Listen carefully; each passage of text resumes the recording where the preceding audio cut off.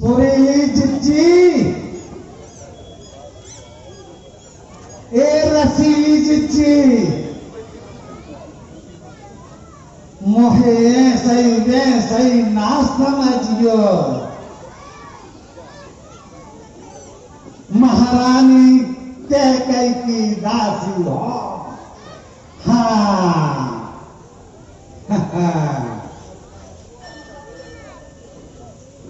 ऐसे फानूस ऐसी सुंदरता जे बंधन वाले नगरों हाल से मोरो हरत आ रहा है, हरत आ रहा है।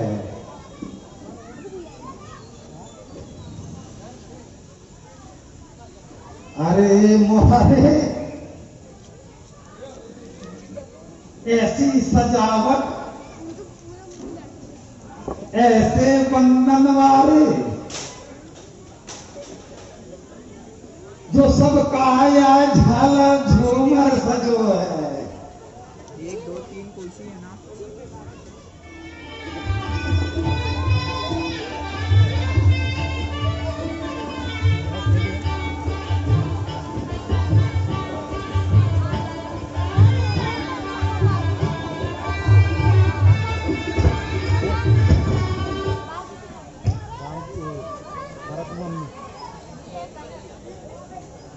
नींद से जागो।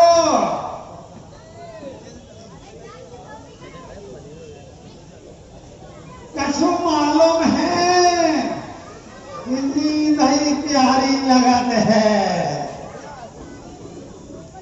नींद ही महलों में कासड़ी अंदर रचो जा रहो है। सो जाते हैं राजा बस में है।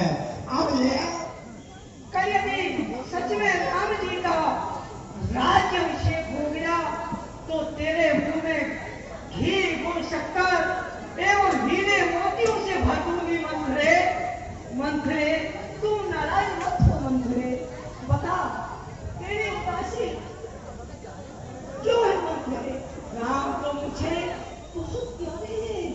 राम मेरे प्राणों से प्यारे हैं। मंथरे बोल हे मेरी प्यारी दासी, तुझे मैं अपने आंखों की पुतली बनाकर रखूंगी। तू सच बता मेरी प्यारी सखी मंथरे।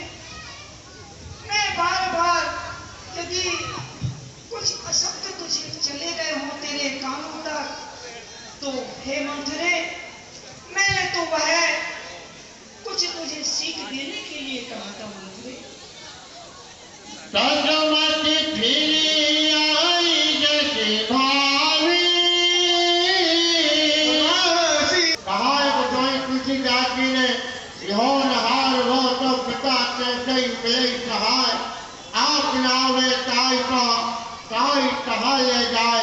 यहाँ महारानी कैकेयी की मति भी जो है तो मैं पूछाऊं मैं कहते गिराऊं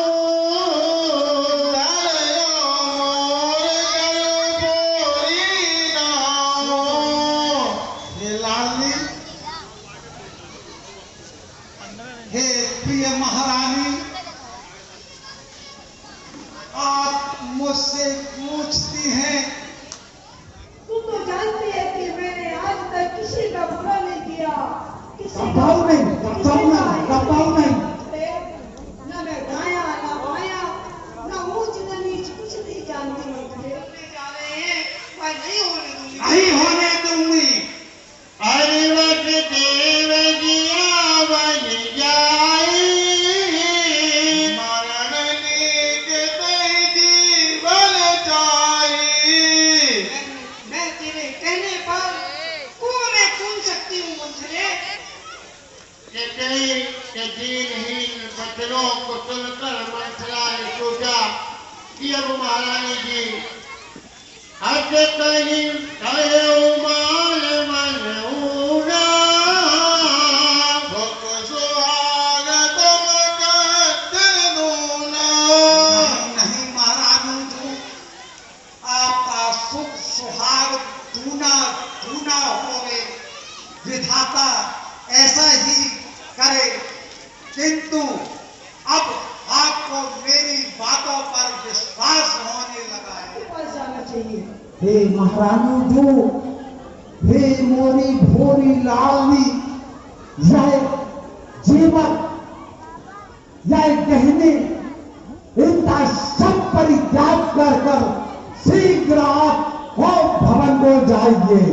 जाइए महारानी जी, जाइए। मैं देखा था देवताओं की गति और मात्रा का निगमती फेरी वे यहाँ कहते ही अपने कोप भवन की ओर जाती है और यहाँ महाराज चक्रवर्ती अब ये उत्सव महोत्सव नहीं होगा, नहीं होगा।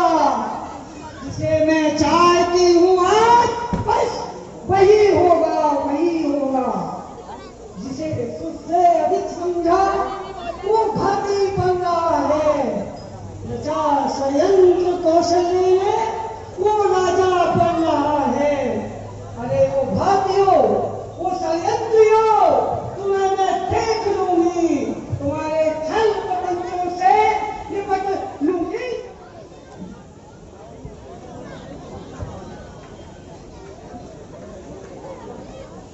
और समय जानकर, समय को देखकर महाराज दशरथ महारानी केकई के भवन को गए और सामने परिहास तुम्हारा ही होगा, नाम तो होगा तुम्हारा, साथ भी है, साग भी होगा।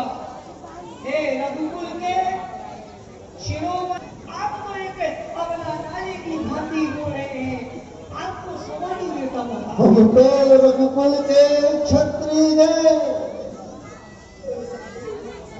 मर कर भी वचन निभाएंगे, बलिदान सुखों का कर करके रघुकुल की आन बचाएंगे। हे प्राण प्यारी प्रिय भागन के गई और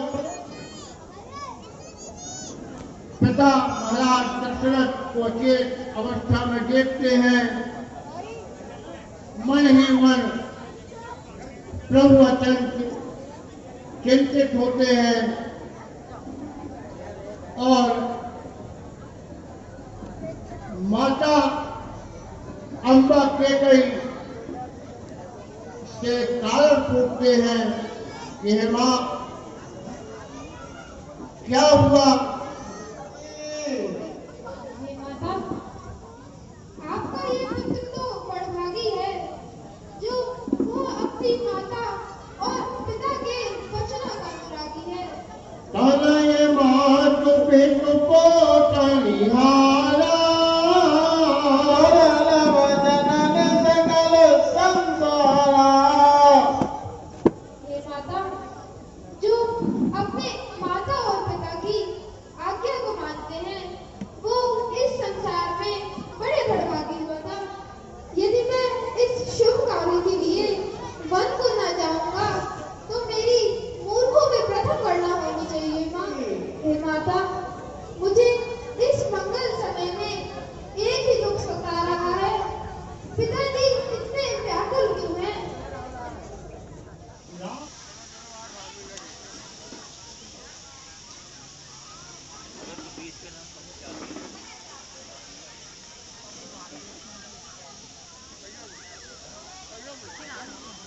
राम जी हैं।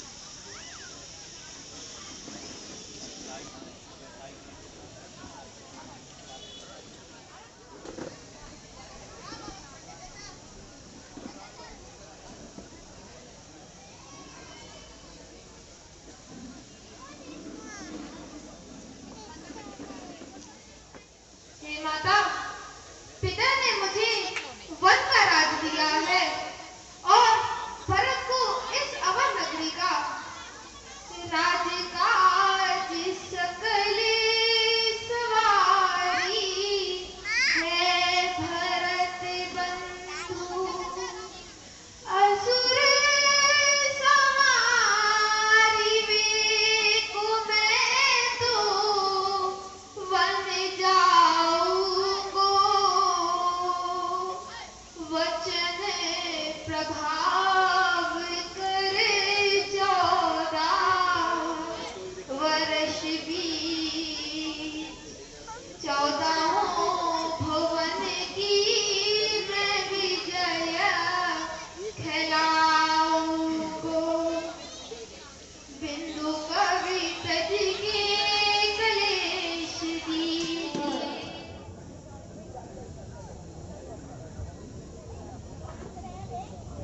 पात्रों के सफल होने पर कुछ पारितोषिक प्राप्त हुए हैं, जिस प्रकार है।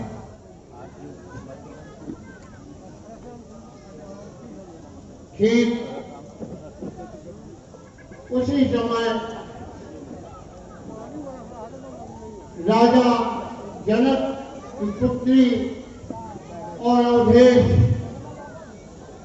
महाराज दशरथ के पुत्र वधू यह समाचार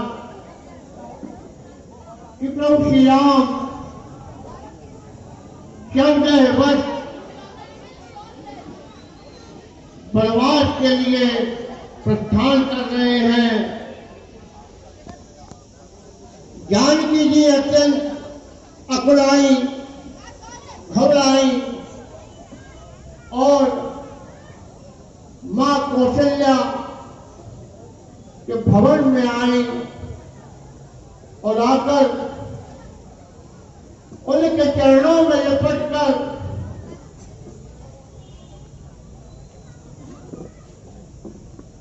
अकुलाई हुई बैठ गई। तब मां कौशल्या ने आशीर्वाद दिया